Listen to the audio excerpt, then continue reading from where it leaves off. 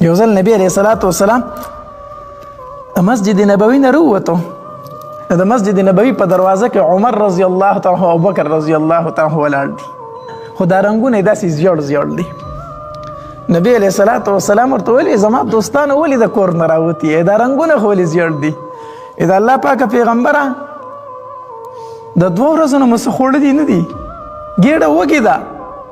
مونږ سلا وکړه چې زه د نبي علیه السلام خواله کو چېرته د هغه سره د خوراک څه شي چې مونږ ته یې راکړي. نبی علیه الصلاة والسلام ورته وفرمیل ای زما ملګرو کومې خبرې چې تاسو د کوره ایستلې هغه خبرې خو زه هم د کوره راویستلمه. ما هم په کور کې څه شی نه دی خوړلی، د لوږې نه بدحاله شوم نو د کوره راووتلمه.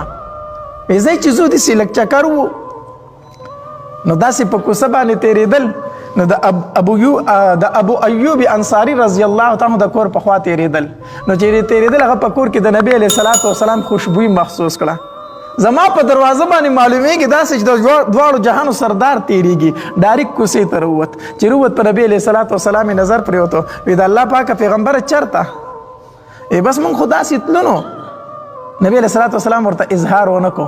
خو ابو ایوب انصاري رضی الله تعالی د نبی علیه السلام د مخ مبارک نه معلومه کړه چې په نبی علیه السلام باندې د لوږې آثار دي. د الله پاکه پیغمبره زما میلمستیا نه قبلوئ؟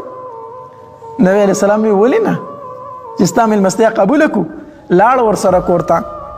حدیث مبارک کې راځي وی ابو ایوب انصاري رضی الله تعالی سمدستي یو چیلې حلال کو. چیلې حلال کو او ښځې ته وایي وی دا پخوه او ما ته معلومیږي داسې چې نبی علیه السلام د ډېرو ورځو نه وږی دی. د مخ مبارک نه ما ته داسې معلومیږي چې تکلیف پې ډېر دی. زه په منډه ځم د باغ نه ولې لږې کجوري راوړمه.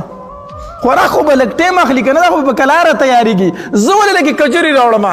ابو ایوب انصاري رضی الله تعالی منډه کړله، د باغ نه د کجوري یو ګونګ راوشکو او راوړو نبی علیه الصلاة والسلام ته یې مخې ته کېښودو. وي زما محبوبه خوراک تیارېږي خو تر هغې پورې تاسو دا خورئ.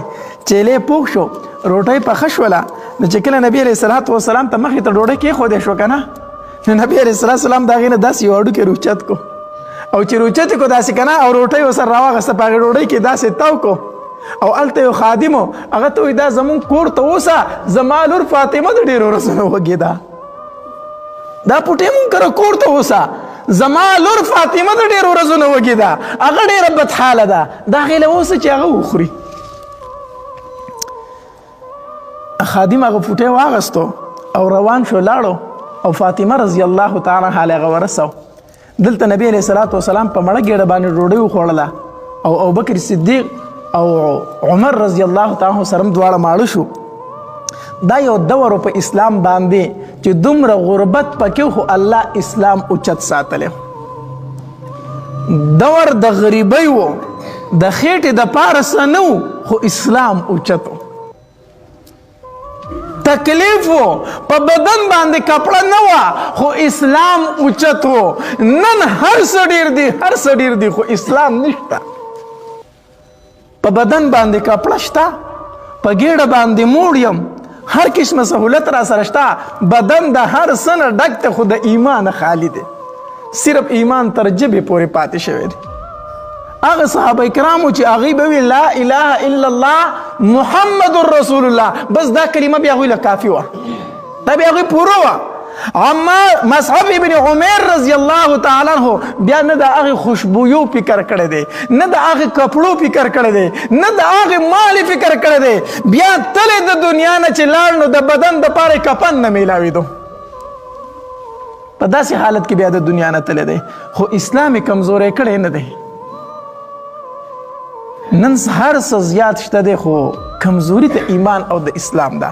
الله تبارک وتعالی دې زمونږ په زړونو کې ایمان مضبوط کړي. الله دې زمونږ په زړونو کې ایمان مضبوط کړي.